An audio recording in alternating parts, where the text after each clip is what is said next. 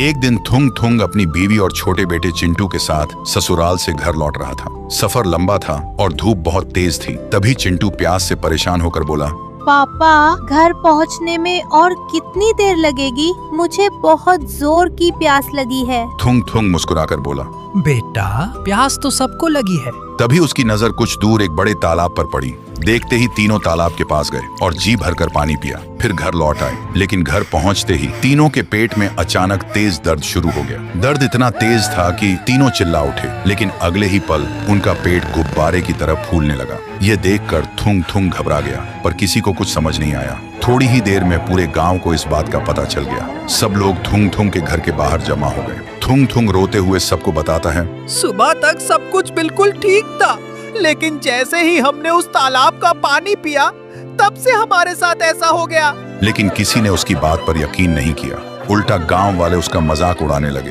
कोई हंस रहा था, कोई उंगली दिखा रहा था, और कुछ ही देर बाद सब वहां से चले गए। पर अपने दर्द और अपने परिवार की बेइज्जती ने थुंग थुंग को जवाब ढूंढने पर मजबूर कर दिया। फिर शाम के वक्त लोगों से छुपकर वह अकेला दोबारा उसी तालाब के पास आया और जोर से चिल्लाया, आखिर हमने तेरा क्या बिगाड़ा है?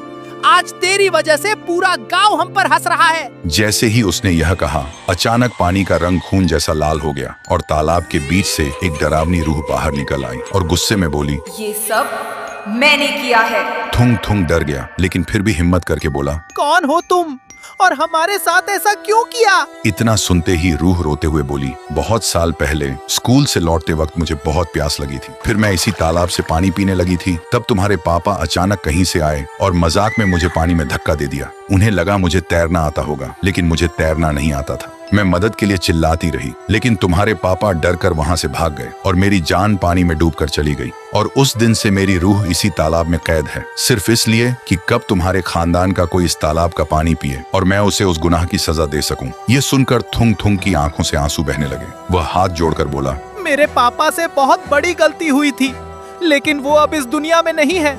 उनके गुनाह की सजा हमें मत दो।